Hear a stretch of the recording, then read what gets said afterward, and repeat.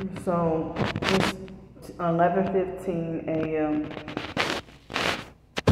and so I only got like maybe about 30 minutes of sleep last night. Luckily, nobody actively bothered me last night, but I was trying to get a nap out in there. They don't tell me I can't sleep in here, but they have the library so damn cold. This small little library, they have it very cold up in here. And so the my phone the phone charger that was given to me after all my stuff got stolen, the phone charger had now this phone charger I think I have to get a new cord, which I guess is $2 or $3 at the mall. And so with the little money I have to skip lunch. And I can try to get the plate of under $8. I think it's $7.50, or maybe I can get the $5 dinner plate.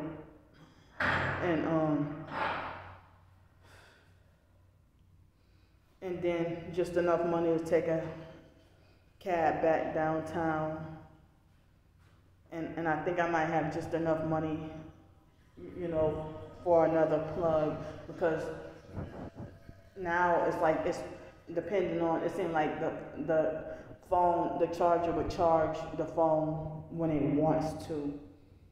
It was working consistently for 2 weeks, and now, it's starting to break down.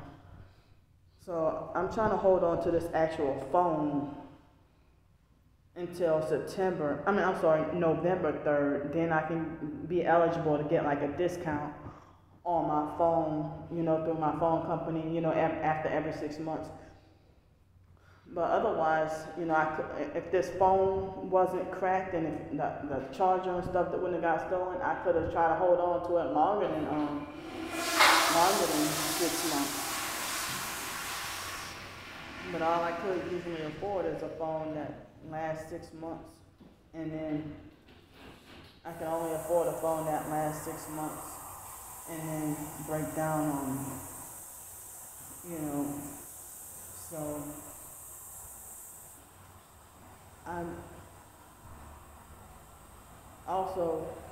I had to get a new backpack because the other one, the one that was given to me, had a big hole in it, a big huge hole in it. So I had to get another one. So this is with my work money, and then just in time, like tomorrow I'll end up being penny broke. But then tomorrow tonight I'll be penny broke, but then, maybe have a couple of dollars, maybe, or maybe not. But then tomorrow I have, my Social Security check, in which, I heard about Hurricane Larry supposed to come. So if Hurricane Larry's supposed to come and I need hotel room or something, then, then I will have to depend on people for help. The only time I ask for hotel room money is mainly when the weather is unsafe outside. I heard that there's a housing crisis all across America, not just this area. There's a housing crisis, especially affordable housing. So it's very hard, and then they only want you to work part. I don't see how people can work a part-time job and have a roof over their head and car. And maybe people like other countries, they're mind boggled and wonder how can they in Europe they can take several vacations a year, but Americans, they're mind-boggled about some Americans don't even get 2 weeks vacation, 2 weeks paid vacation or nothing. and you're just a slave to working 2 part-time low-wage jobs or working 2, some people gotta work 2 and 3 jobs in order to survive, and the prices of everything is rising, so it's really a struggle, even when you're homeless, because people think you got it easy because you're homeless, or they think you choose to be that way, or you're just lazy, or you just don't want to pay no bills and stuff like that, which is not the case. I mean, I think that's a smear campaign, the projection that, the people who have sold their souls and sold out they get to live deliciously and illegally. They sold out to get to have a nice life on this earth. And so they project and lie and say that, that you, as a homeless person, that you're lazy and don't want to work. When people who never been homeless, they think they got all the answers or know it all behind how a homeless person should live. Or they think, or people who never seen a psychiatrist or taken medicine, they think they know all about how psychiatry truly operates, and the mental health system truly operates. So they think that the shelters are easy to get into. They think the shelters are good for you. They don't realize the human trafficking and exploitation that goes on in these shelters. And these main people who are supposed to run these shelters and be a man of God or a woman of God, and you're supposed to be a man of God or a woman of God, but then you set up a shelter where you exploit $600 out of the under $800 that people get. You take $600 of their money, force them to live like Animal Farm or something like that. Or they force us to live like a whole bunch of pigs in a pen. We don't even get the whole 3 meals a day. And, they feed us raggedy slops. And, while the people running the shelters, a lot of them ex-drug addicts that been in prison and then sell their soul to the devil, get out of prison. So that they can get out of prison, and then front like they're a Christian, and then they're doing, nobody's questioning where that money is going. Like $600 to stay in a shelter with a whole bunch of people bullying, abusing, and perping you, and trying to set you up to get kicked out or banned from the shelter. They sometimes sexually molest you in order for you to get a meal to eat. Like at New Orleans Mission, like they sexually molest you and fondle and touch on you, claiming that they're frisking you, but they want to force you to allow them to touch on you sexually. And then, I'm like, the other shelters don't do this, and you don't have the authority to touch my private parts. They touch only your private parts, saying that they're trying to see if you got weapons. It's highly uncomfortable. And New Orleans Mission is a cult. Another woman, trying to touch your tits or touch you down there, and then forced relations service. And then they want to barge in while you're taking a shower. And they also, you're not allowed to, like a lot of shelters, I'm not allowed to have these. I'm breaking the rules. And all I have to hear is follow the rules, and they have like over 10,000 different rules that change every day by narcissistic abusers that you're not allowed to question their rules that are ever changing. And they have that top ass kissers who basically exempt from everything, and you wonder if they kiss the owner's ass, or they kiss the staff's ass, or try to be in their good graces, and it's like popularity and favoritism in in homeless shelters, and they have perks that provoke you to get locked up in a mental institution. I mean, and they try to set you up and stuff like that.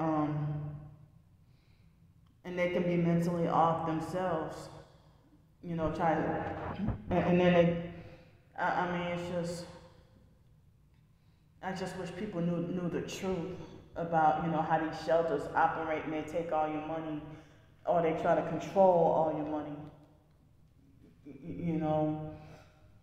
The little bit of money you have, and then you're not allowed to get pregnant, get married, have children. Some shelters do not allow you to have a job. They don't allow, some of these shelters don't allow you to have a job. You got 3 or 4 p.m. curfew. I mean, it's like you pay to live in prison. And everybody say just shut up and follow the rules. And I'm one of the only few who question, but then again, it's like you go to a shelter and no beds available for that night.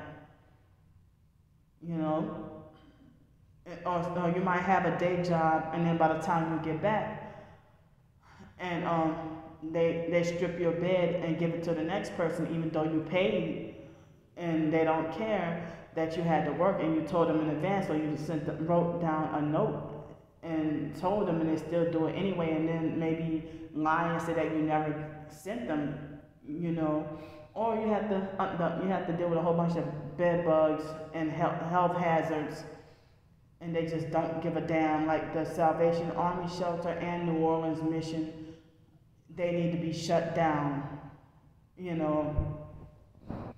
And they had this new secret shelter that nobody wanted to freaking tell me about, and they gave me a runaround when I was in New Orleans, my hometown. So I was forced to be on the doggone streets, but I mean, when I had my place, I had to deal with, I've spoken about, the neighbor harassment, the community harassment. They bullied me out of the neighborhood and had me fearing for my life, plus being tortured with the direct energy weapons. They were suffocating me, trying to kill me in that house. Or any apartment or house out where I'm trying to live in, and I would end up in a hospital, and abusive, pregnant, rude nurses who smoke their asses off, they refuse to help me if I'm my organs are in excruciating pain and I'm balled over, and they expect me to walk by myself to the bathroom, and they refuse. They give me no help, and I have to just deal with such abuse. And then they want to ban me from the hospital when I be like, why you getting an attitude with me? Like, when they get an attitude, walk in there with an abusive, rude, just narcissistic, bully attitude at the hospital. And like one time at Jefferson, Oshner Hospital on Jefferson Highway in Jefferson, Louisiana. I don't know what they were doing to me with the direct energy weapons that had my blood pressure, the diastolic pressure, I think that's the top one, at least 180 over 79 or something. Like they would have my blood pressure whacking, and I usually don't have blood pressure problems, but they would have my blood pressure like 180, and then they would have my blood pressure the top number too high, and then the bottom number too low, and I would have excruciating heart pain. Feel like I'm dying, and this is no game. And then I'd be like 18 days of sleep deprived, thinking I'm gonna die. 18 days of not 1 second of sleep, or sometimes I might have the small little micro sleeps. And I would have the heart pain. This happened more than once. And then I have to deal with bloody diarrhea. I'm glad I haven't had to deal with that in a while. Bloody diarrhea or forced diarrhea.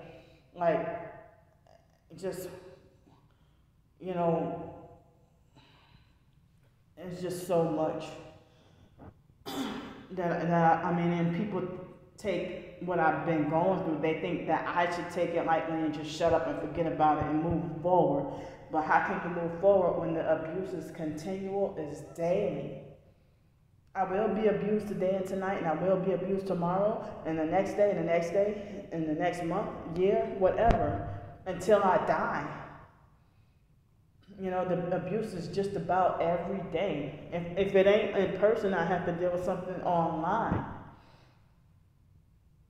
You know, just like yesterday or the day before, it was an online perp come and harass me and say, your twin sister, for the umpteenth time, your twin sister is not gang stalking you, and she loves you and wants what's best for you, and she just wants you to be happy.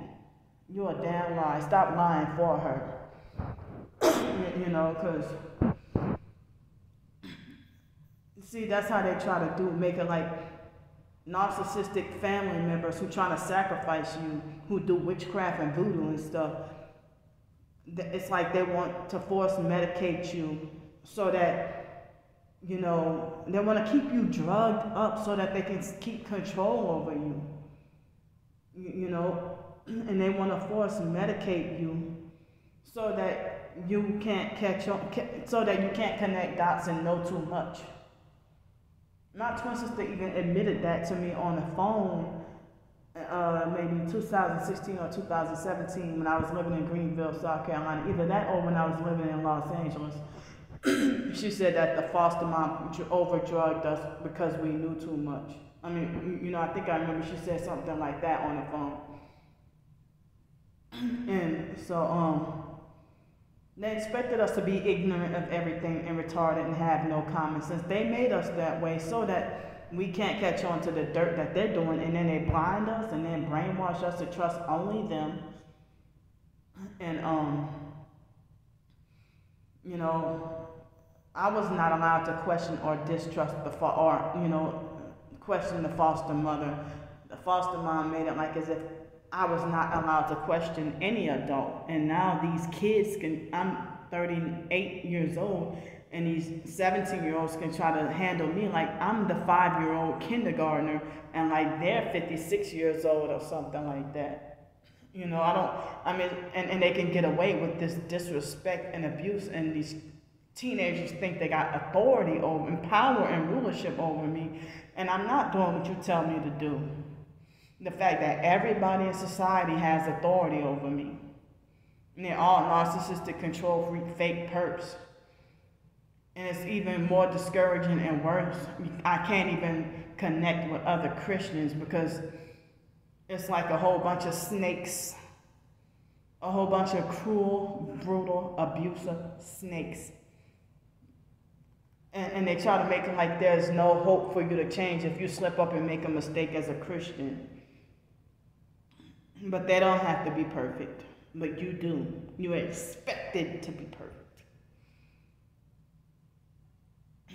You know, so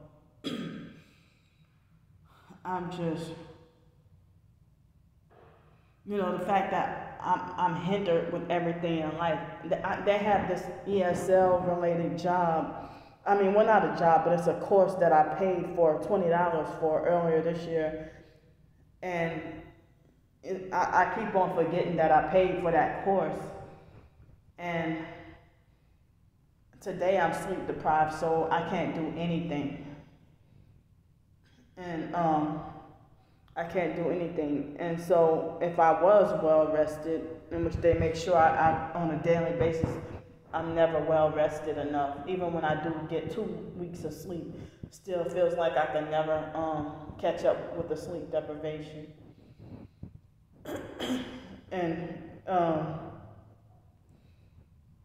this is not fiction that I'm saying. You know, all the stuff that I'm talking about, I am not speaking any fiction. This is all facts. And so they keep me anxious and keep me depressed and hopeless. And I'm just wondering, you know,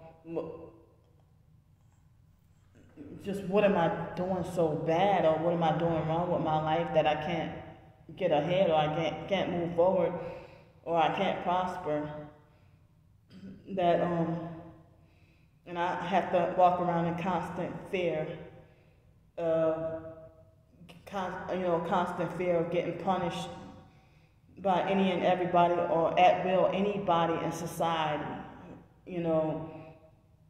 feeling scared of being punished, and like narcissistic abusers try to say people treat you like how you act, but they provoke you to act a certain way, and they have this premeditated hatred towards you. But then when you retaliate, then they make it like you're the one who's so mean and evil and hateful.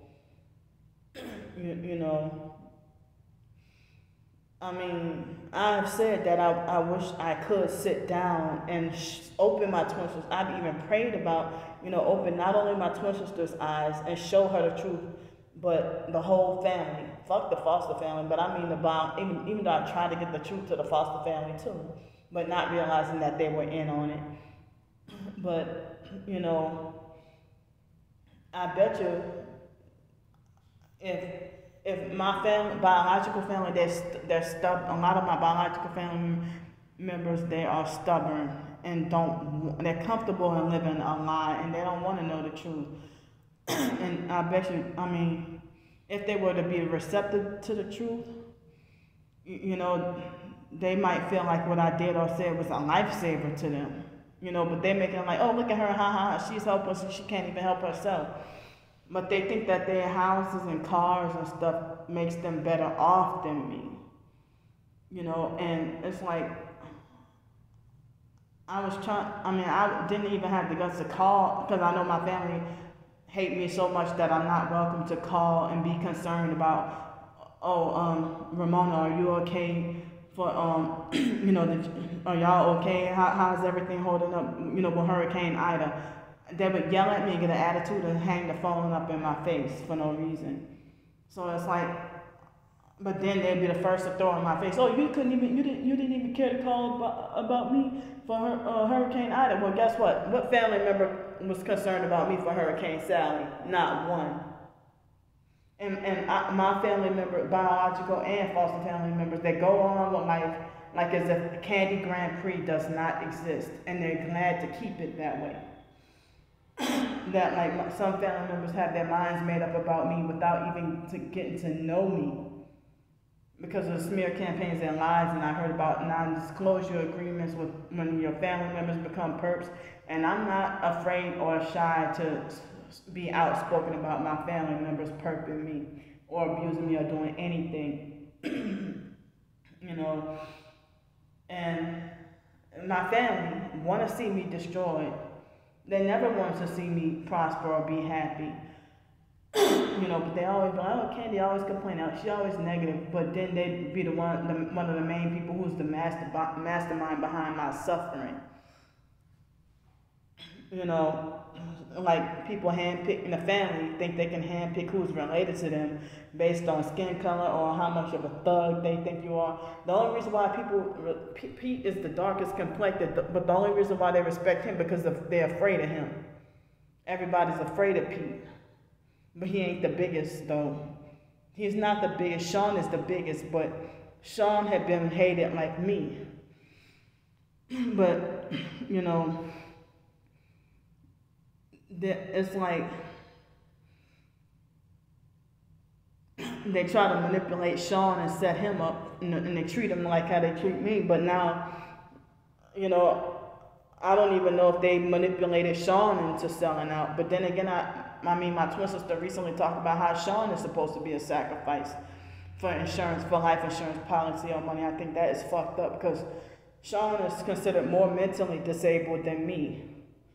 And I don't know what happened. Like they said Sean's appendix had burst some years ago, and also they said he almost died, and also I heard a rumor, I'm glad it wasn't him, but it was another person in his group home that got stabbed up, and come to find out, I'm glad it wasn't him that got stabbed up.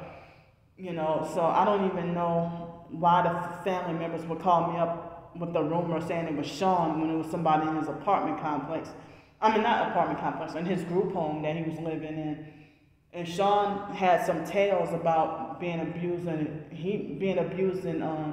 but that's Sean's story to tell, you know. And I don't know everything, you know, about his, you know, traumatic abuse growing up. And all y'all do is call us crazy. They force drug Sean on the medication. They abuse him in foster care group homes. And being an adult, they abused him and exploited him in group homes as well. You know, and I'm considered disabled and kind of helpless myself. You know, so I'm gonna try to see if I can take a nap. So I'll talk to y'all later.